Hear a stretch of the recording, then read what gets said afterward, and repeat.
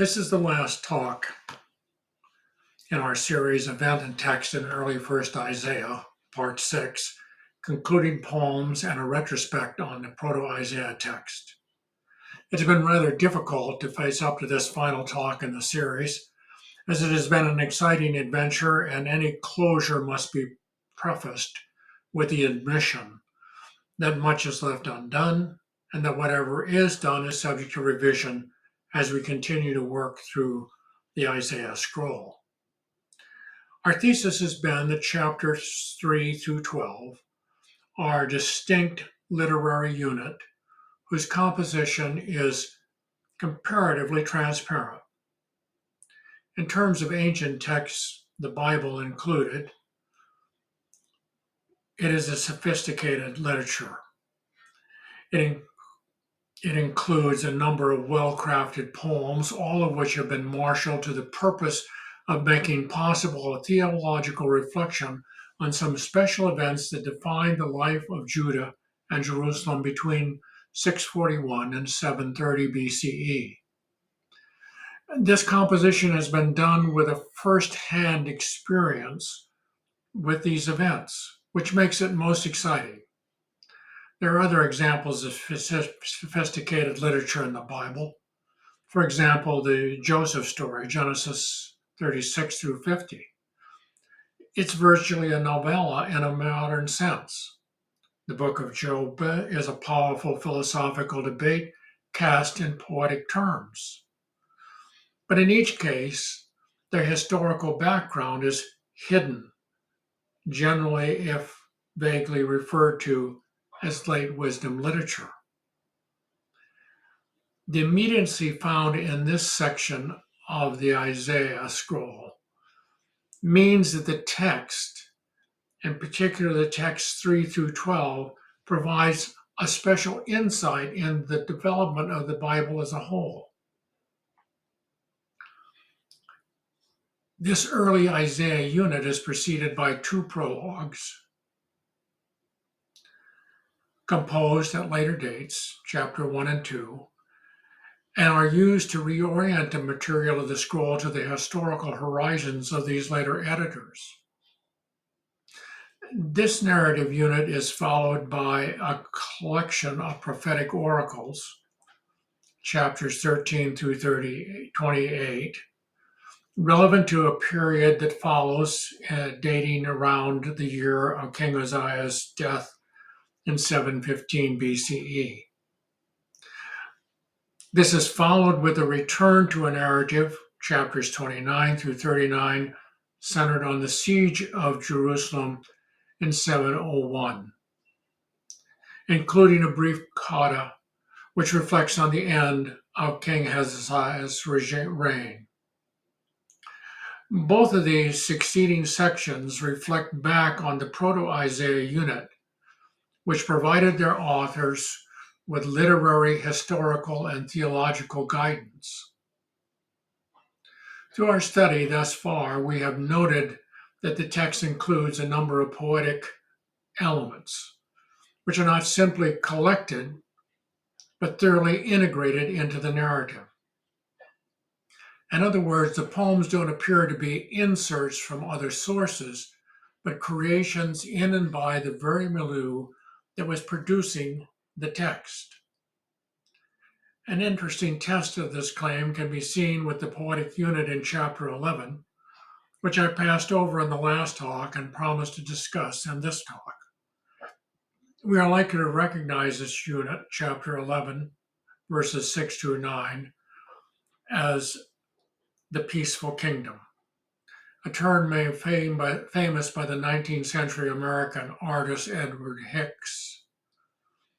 The wolf shall lie down with the lamb, and the leopard shall live with the kid.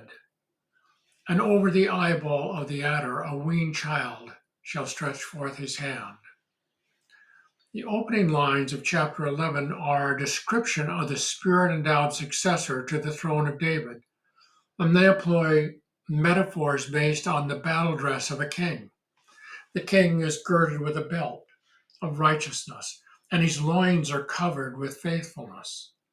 The lack of any transition from the opening lines and the entirely different set of metaphors drawn from the animal kingdom indicate that the origin of this poem is separated from the origin of the other. We argued in the prior discussion of chapter 11 that verses 1 through 5 were originally connected with verses 10 through 16, and that these lines, 6 through 9, obscured that link. My conclusion at that time was that the poem of the Animal Kingdom was located here by a second editor or by some second thought of the first editor.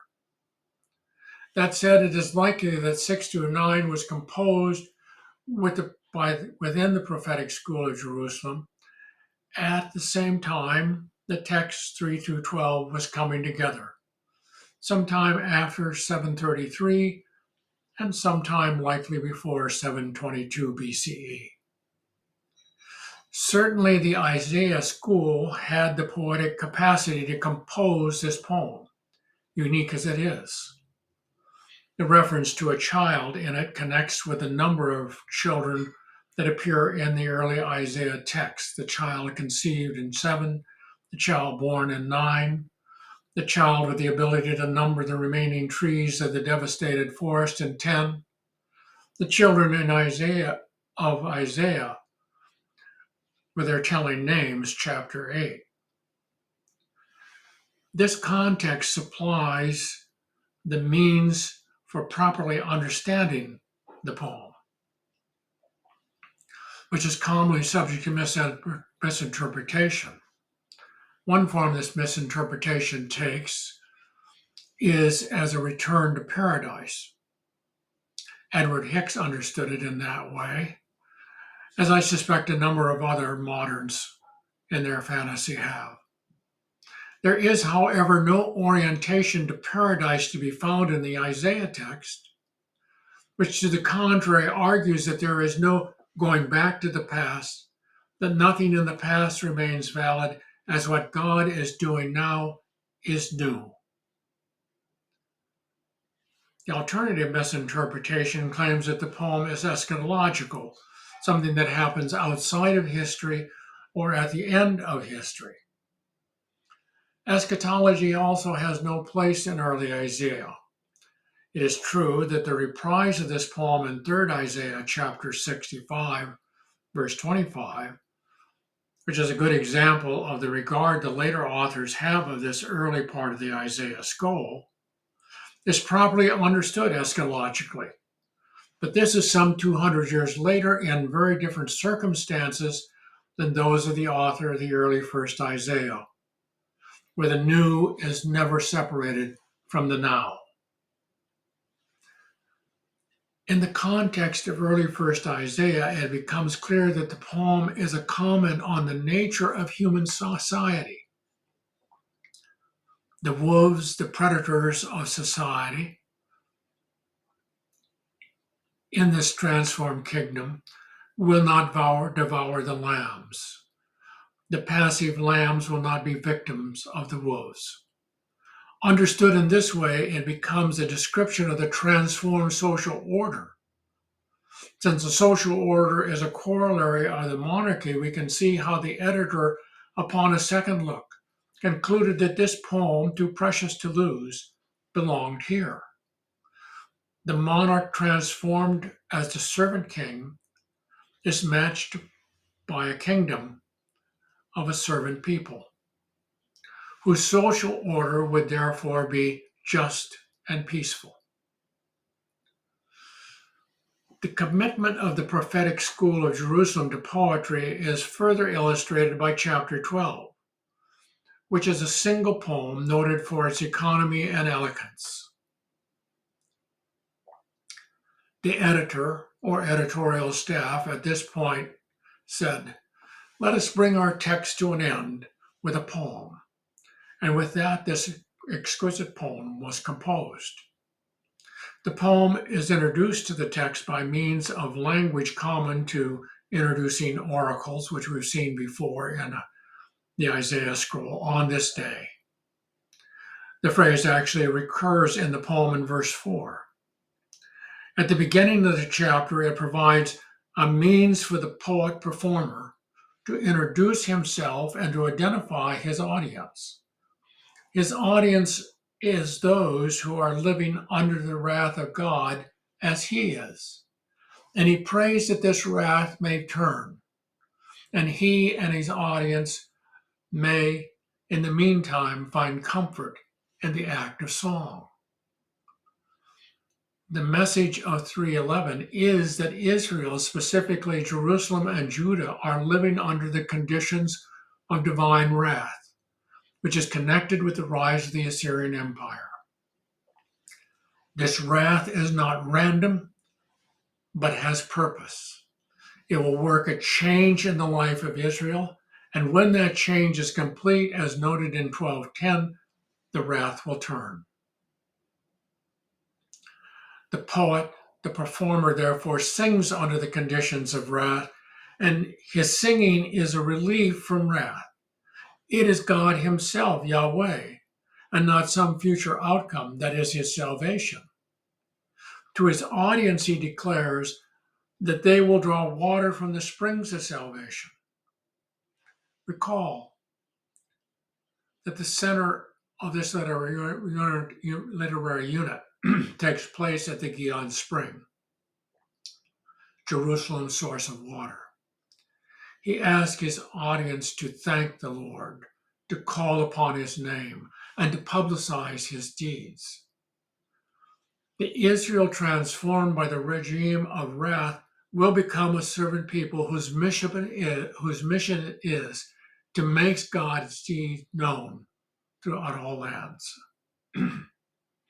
This concise, well-wrought poem comes to abrupt end, and with a single line consisting of two balanced clause.